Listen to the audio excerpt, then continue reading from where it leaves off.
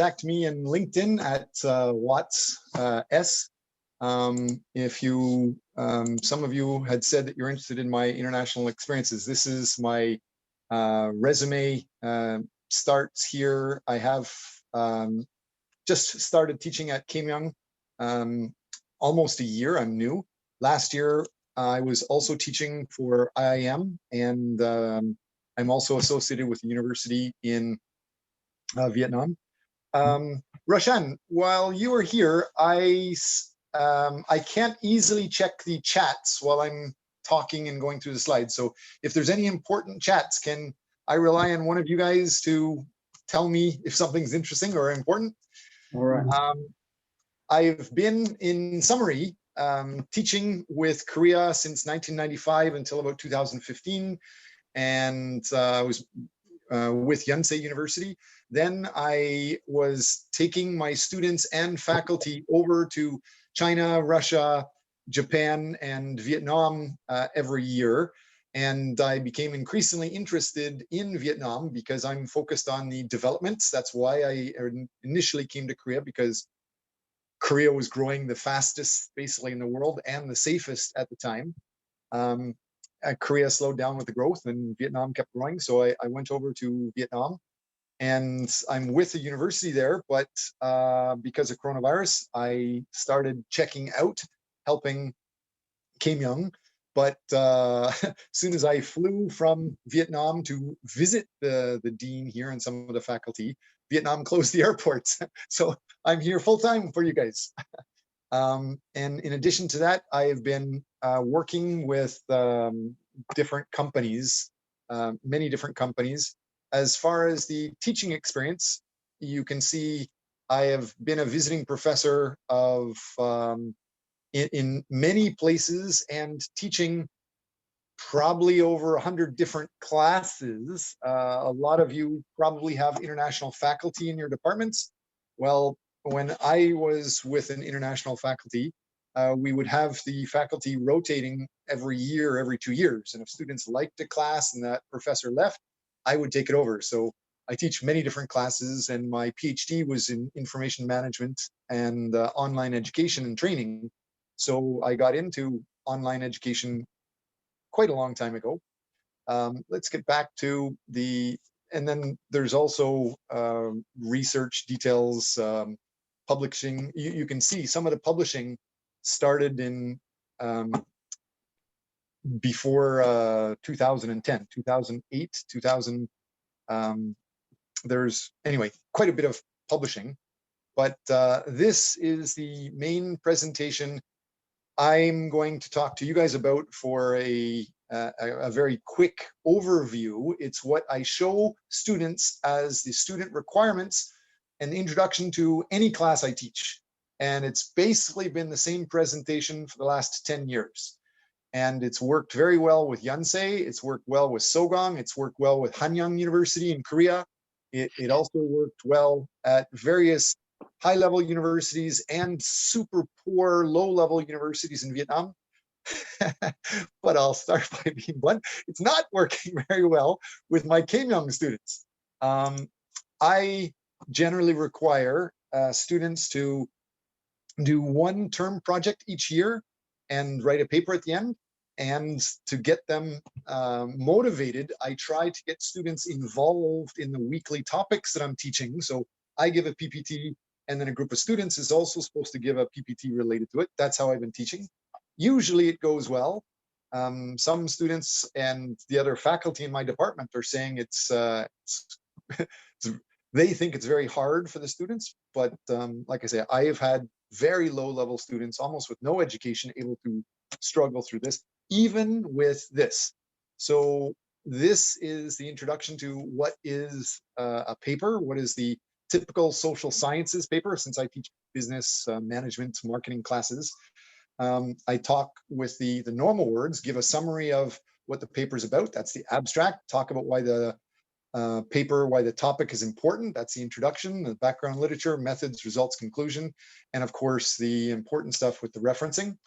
And I tell people academically in class, the students have to present the PPT by midterm. I'm doing that with Keimyung because last semester, many students just left it until the very last week until they started.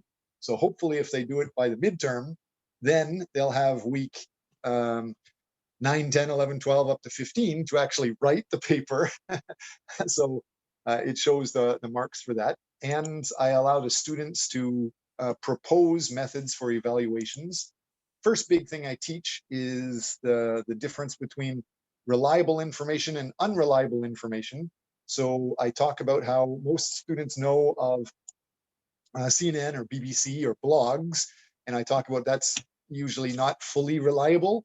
And the Scopus or Web of Science is the most reliable. So I say with the term papers, students need to give at least 10 reliable Scopus journal references in their paper. Why am I talking about that? I'm talking about that because I have found for many years that universities usually hinge on publications. Almost 80% of universities are focused, at least the executive committee in universities that I know of, are focused on publications. But it's not just publications, it's a little bit more than that. When you go into things like the Times Higher Education, or when you go into the QS university rankings, those are very good to go through, but about 80% of all the university rankings is associated with papers, especially if the students do a class project related to whatever you're teaching, plus related to the company they want to work with. So you involve companies at the same time. So that's your community involvement, your community activities, especially if you get an executive to talk with your class and say, this is a problem we have. Can you guys in class come up with possible ideas or solutions or marketing ideas, whatever?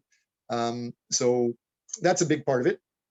And with the very lowest universities that I've worked with, the university knows that the country counts how many international academic peer-reviewed journals or articles you publish.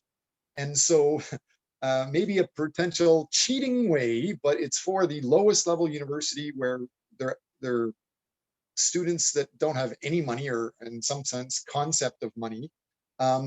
Those students actually will write something for the class and publish it into a student journal.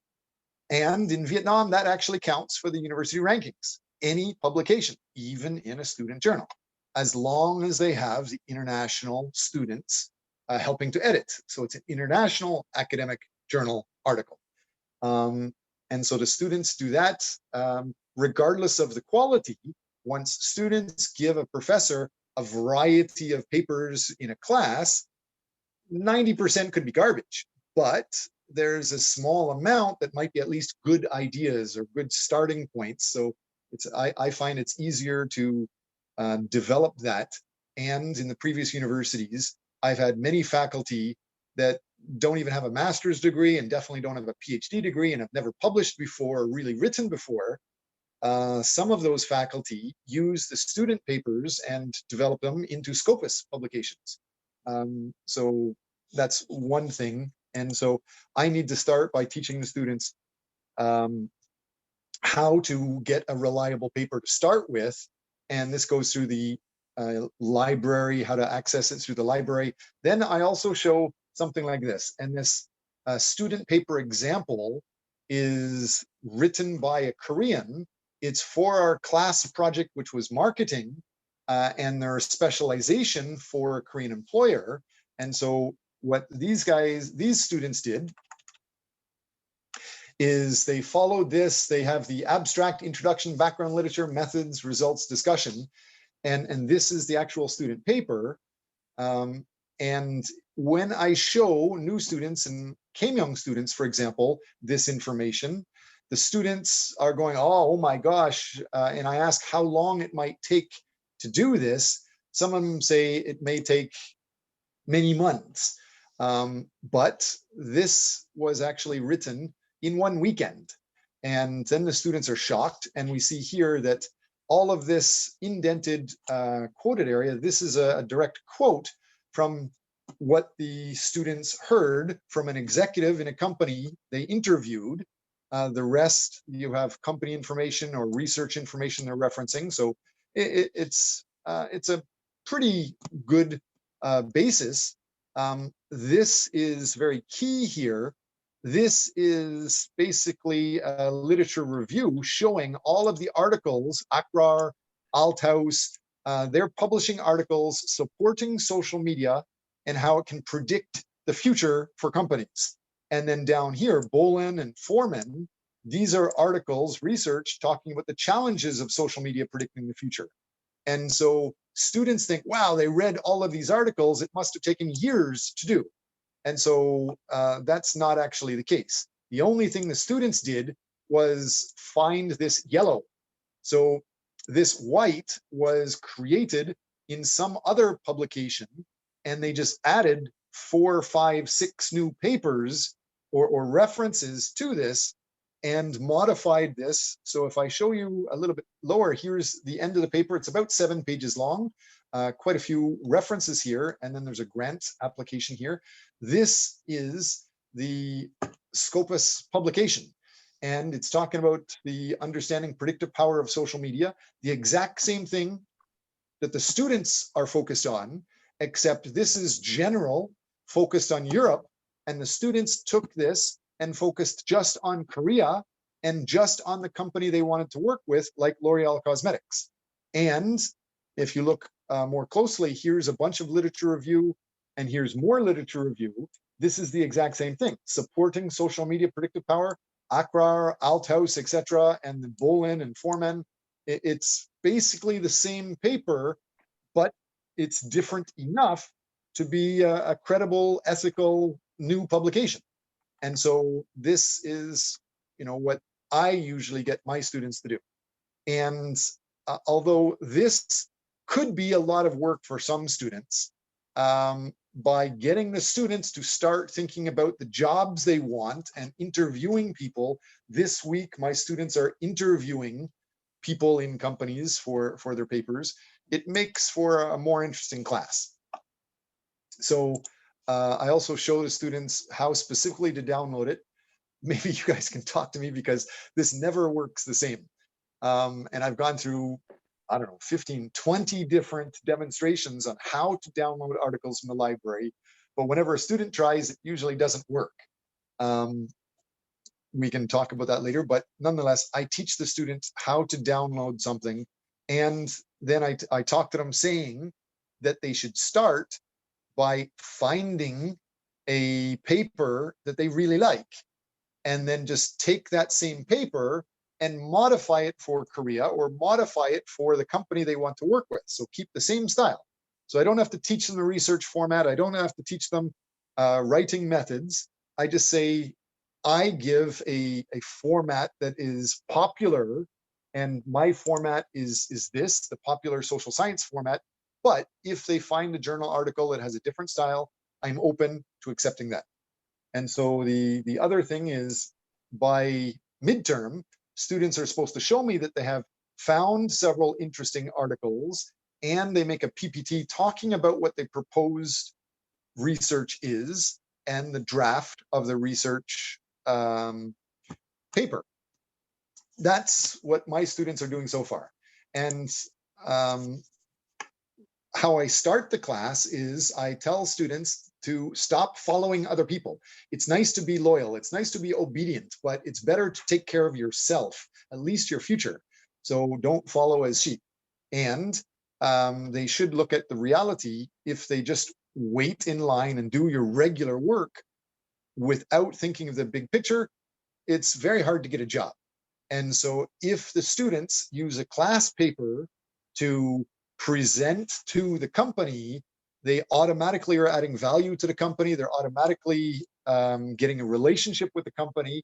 Several, if not most of my students end up getting jobs for the companies they're doing the term papers with. And this is my favorite slide. I haven't found too many other people talking about this. Maybe I can get your response from this, but I'll start by explaining what this is. I believe the students have an incredible opportunity if they work wisely in class. Almost every teacher requires classwork to be focused on either an exam or research is showing increasingly it should be on a term paper.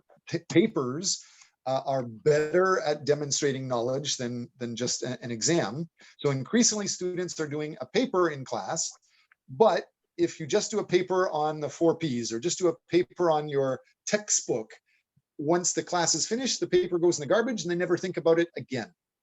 So I tell the students to think of the bigger picture. Write the term paper for the class and for an employer, a company you want to work with. Give them some sort of consulting ideas or solutions, whether it's for marketing, finance, tourism, management, whatever.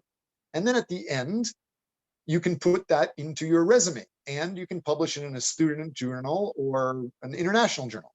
So that's step one is done. Contact a company is step two. Step three is try to publish it in some sort of journal. Step four, put it in your resume. Step five is very strange to Asia, but it seems to be a standard of graduate school in North America and many parts of Europe as well.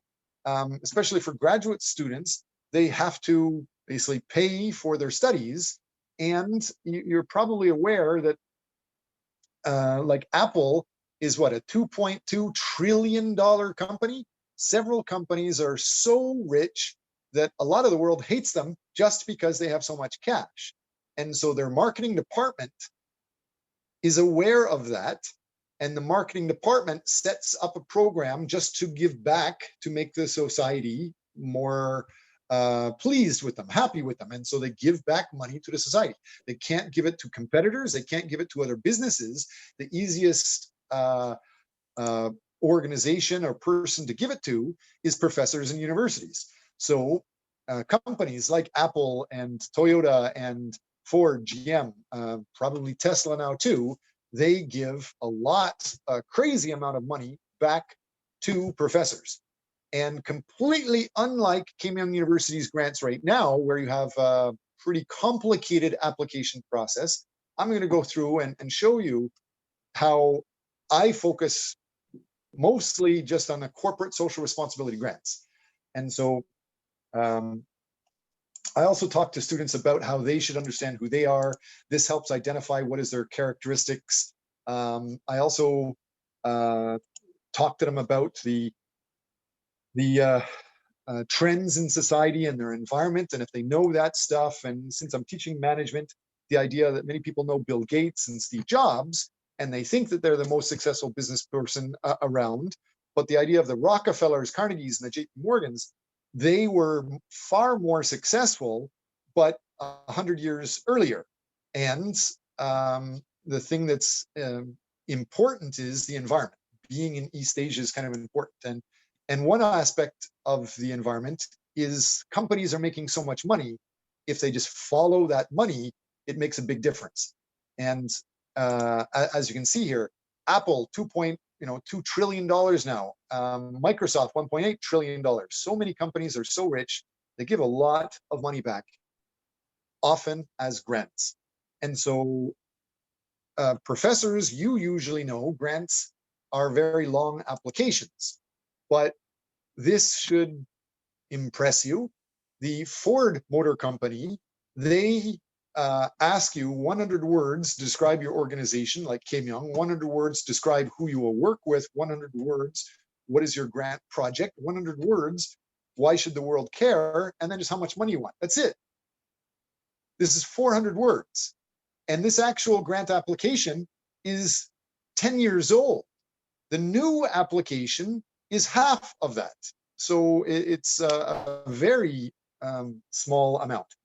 And so what I'm showing here is before these companies started charging crazy high amounts to get this grant information, I was able to get this grant information, whether it's 3Com or 3M or American Express, American Airlines, eBay, Chrysler, Citibank, Ford Company, Microsoft.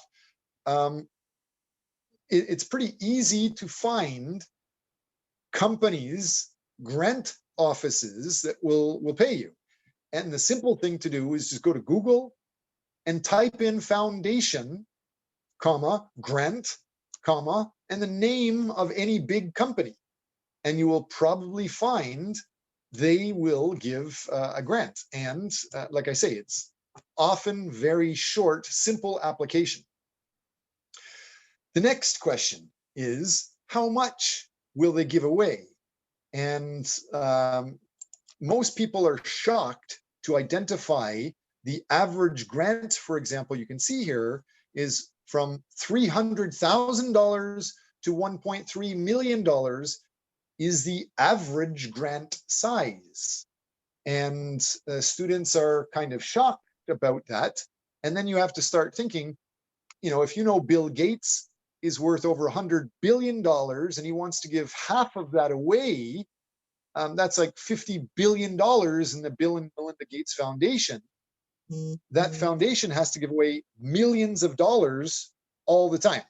So if you're just asking for $1,000, it's wasting their time. If you're asking for $10,000, it's probably wasting their time. They usually give $100,000 to $1 million away. And those are the main things as far as what to talk about. There's lots of details here. I've gone through and we talked about the student motivations, career development, systems to develop publications, how to develop CSR grant applications, how executives can collaborate. I went through this class requirement PPT, a grant application. I can show you more of that if you're interested. How I've talked to you about how grant applications can be very short. And I talked to you about the ideas for values of grants. I haven't talked to you about what the research shows can help you join or help you win your grants, or the idea of career development. So are there any comments from you guys? Is there anything that you would like me to get into? Anything I've missed yet? We've gone through about 20 minutes so far. That was the overview. Now, if you are interested in one of the areas, I can go into more detail. This is the main. Actually, yeah. So I was wondering if you had applied to any of these international grants. Mm-hmm. Yes, many. And what was the outcome?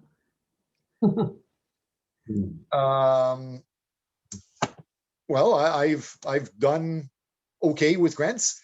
I have led international conferences and teams of many professors over to international.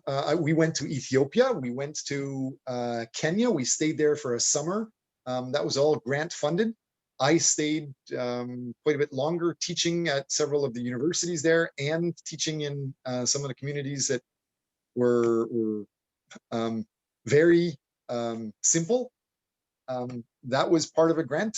And then there's smaller grants also. So if you like, I can show you the actual grant application details, if that's your question. I mean, is it as short as you said it is? Like, just to have a glance? It's not my choice. So what we... So I'm on the Ford Foundation now, and it's pretty much, what is it, 400 words and then under 2,000 words? No, it's not 2,000 words. It's 2,000 characters. That's including spaces and a period. Yeah, that's pretty straightforward. Yeah. Yes. So what I'm showing you is the old-fashioned version, and the new version. If you want, I can show you that also. Again, you can see my screen. Just type in foundation, type in grant, and then type in anything. If I type in Ford,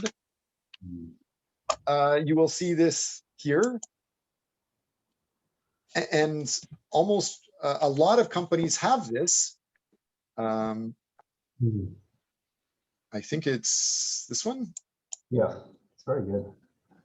So this asks 400 words to describe the general idea, and then the full idea, 2,000 words. So again, that's about half a page. And other than 2,000 that, characters, not words. yes. So it's about half a page. Yes. And so other than that, they're asking for your first name, last name, and how much money you want. You can't get much shorter. And this is, I believe, the second biggest grant foundation, maybe in the world, after the Bill and Melinda Gates Foundation. They're incredibly active. And this, what my point is, I'm not trying to promote the Ford Foundation. I don't focus on applying to Ford because it's very big and it's very famous. And so there's a lot more people applying for it. I usually go for, I suggest you go for the big companies that people aren't going to think of when applying for a grant, especially when you know that almost every major multinational corporation has to give back to the community. And if they give to anybody that could be a company, they're creating competitors, and that's a headache. So they can't give it to other companies. They can't give it to competitors. The easiest, safest way to do it is to give it to universities. And so I require my students to do the class project, do a term paper, and a grant application.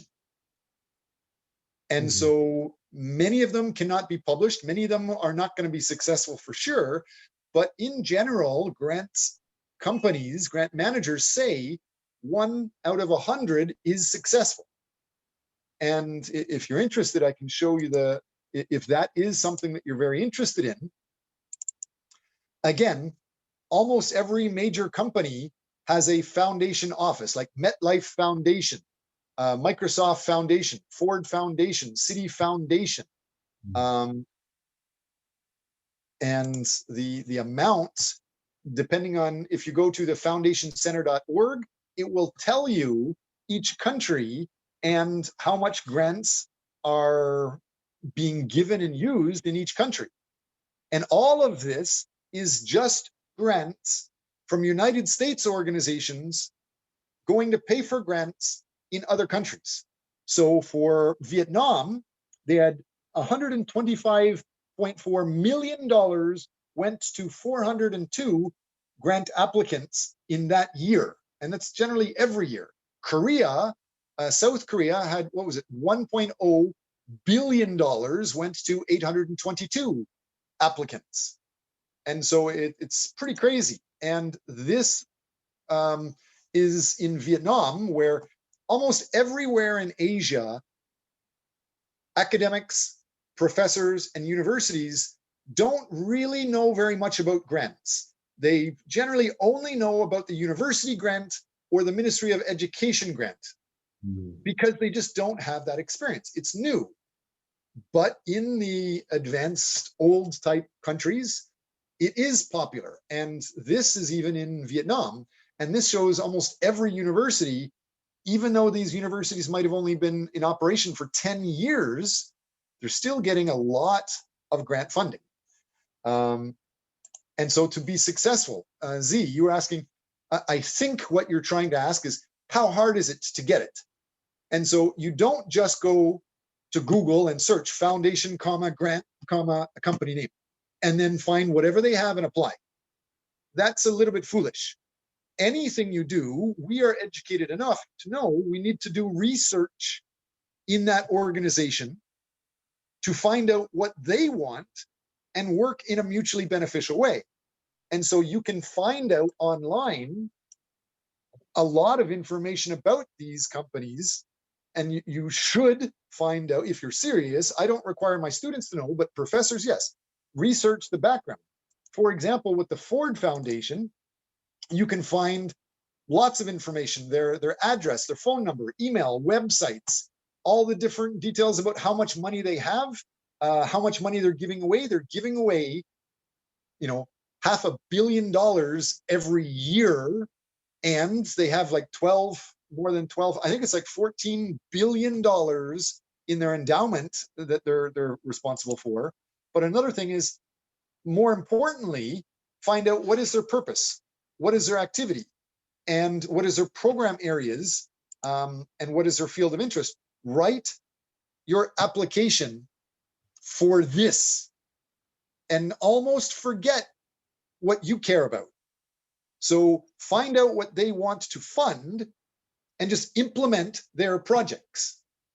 And more specifically, was it Shannon, were you saying that you checked online and the Ford Foundation website, it's very clear. It shows who they paid and why they paid and what they did with that pay before. So you can find out how much they paid for each project. So if you just ask for $50,000, or what's the new settlement grant, $10,000 at our university, if you ask for $10,000, they're not even going to look at you, because they have to give away $500 million every year. Yeah. So $10,000 is just going to be not worth their time, especially because I've done a lot of research on this, and I've researched the winners. What's common with the winners, and what's common features in grants is you have to have a responsible, qualified, experienced person to win the grant. But that goes for anything, whether it's a big project for $1 million or $10,000. You still need to be the same.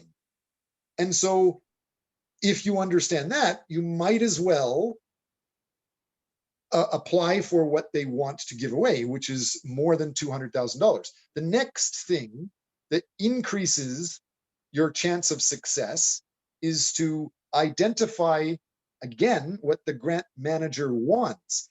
He is just a regular Joe Blow that is in charge of giving away crazy millions of dollars for Bill Gates or some company, working Monday to Friday, 9 to 5. What he needs is to find somebody responsible and qualified, respectable. And so you're looking for the best resume you can get. When I started this, I used somebody else's resume as the main person. So I asked the vice president of the university if they would supervise this grant project. They agreed, so I could use them in the grant. I use their resume.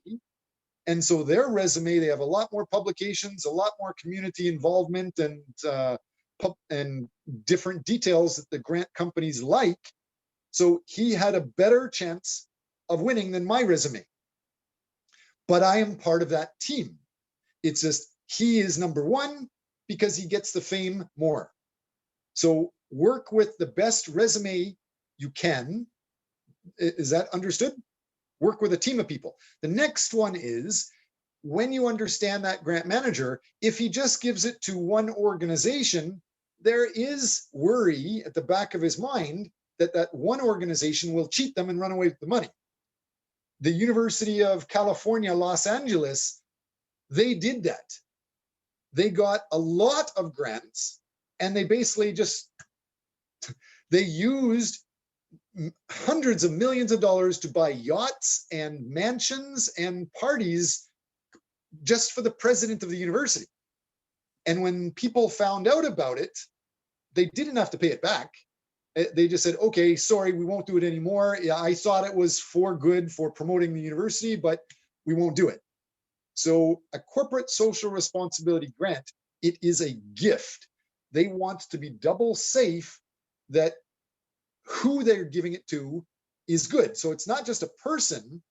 If you apply from 2 universities, you have higher respect or chances of safety than 1 university.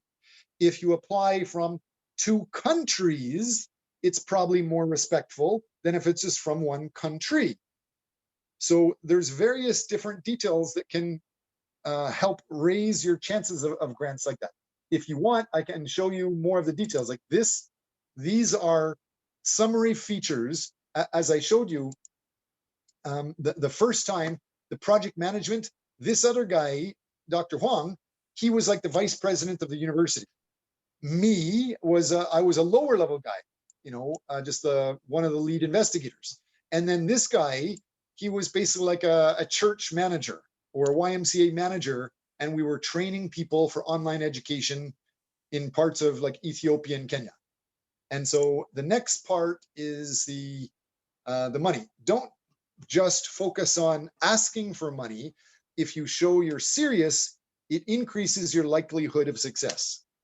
Now, if I simplify details and just to make it super simple, say every professor is making $100,000 a year, but you're only working about 100 hours a year teaching, like 45 hours per class per semester, maybe 80, 120, something, not that many hours per year, you can calculate your hourly wage could be worth, many hundreds or thousands of dollars. And you are required to spend some of the time in the classroom and some of the time on grants or research or publishing. And so if you say any minute that I'm thinking about publishing or any minute I'm thinking about grants, I'm getting paid from the university $100 or $1,000 an hour. If I do that for 10 hours, that could be $1,000 or easily up to several $1,000s. I'm investing my salary into this project. And if I get another professor, that's two professors investing $20,000, $50,000 in a project. And if we have scholarships to students involved to do something like this, that could easily raise our investment in the grant project. So that's exactly what we did. And as if you can see here, we actually asked for $300,000. Why? Lisa, can you guess why this grant is asking for $300,000? Let me guess. Yeah. I actually told you guys already. Well, it should be like at least more than 100,000, and well, yeah, it should not be a too small scale project. Right. And I researched and I found for this type of project, this company has been paying about $320,000 many times for this exact same type of project. So I'm asking for about the exact same amount. When I first started thinking about it, I was just going to be teaching some poor students in Korea how to use online education. But then when I found out it's $300,000, I was like, damn, I got to change my grant. So we were able to bring professors from Korea and Germany and France and many different countries. We had a conference over in one of the areas that I researched had some of the poorest communities in the world, in Kibera, which was a settlement in Nairobi, Kenya. And so we had the conference in Nairobi, and several professors were helping teach some of the places there. That's part of the grant funding. And I stayed there for quite a while, teaching some of the homeless and the single mothers in these homeless places how to develop their own businesses. And so that $300,000 was part of what the company likes to give away. The second part is, why did I ask, or why did I say the project is almost $700,000? Roshan, can you guess why did I say the total project value is $700,000? A good question. I don't know exactly. For Can 2 you years? guess where any of the money would come from, or any of the costs, what that would come from?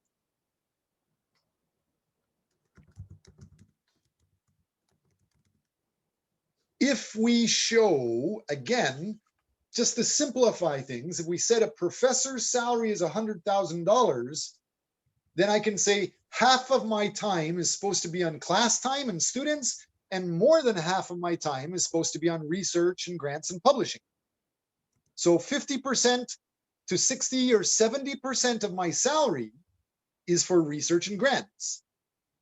So if it's $100,000, that's $50,000 or $70,000, just me, I'm investing for 1 year on this project. And if I have several other people that, remember, there's several people I'm working with, each of these other professors is also donating part of their time, and that time is valuable. That's where this comes from. And renting a conference room, paying for surveyors, paying for food for conferences, things, and transportation.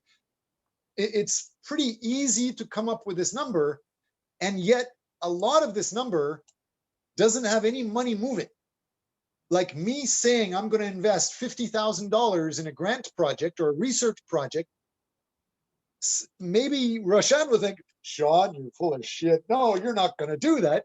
But the truth is, if I spend months on a research project, that is worth $50,000, right? The Keimyung University is paying that salary. That's where it's going. And if Russian is part of the group and Z is part of the group and you're all part of the group, that's like 50, 50, 50, 50 for each of us. So by us showing we are investing in the project, that is another factor that increases our chances of winning. If we show that we are qualified with PhDs, that's nice. If we show that we've been teaching for many years, that's nice. But if we show we've been researching this area for many years and have many publications, that's even better. And if we show that we are invested financially, personally, that's even better. Don't forget that some of these corporate social responsibility grants are only 400 words. They don't have time to check, a lot of these details. They just want to make sure that when they're giving you the check for $100,000 or $300,000 in front of CNN, when you're shaking the hand, taking this check, they look good and you're not going to embarrass them. After you take the check and CNN is gone, the cameras are gone, they're finished. It's very different than educational and government or Ministry of Education grants. So we can go through it. And these are just notes, tips for successful working with grants. There's many wealthy people giving grants all the time. Find an organization that shares your interest and ask them for grant funding. I tell that to students. And then the idea of many good grant providers only require applicants for funding that are 3 to 5 pages in length. You need to follow these details. You need to follow the point system. You need to follow what they think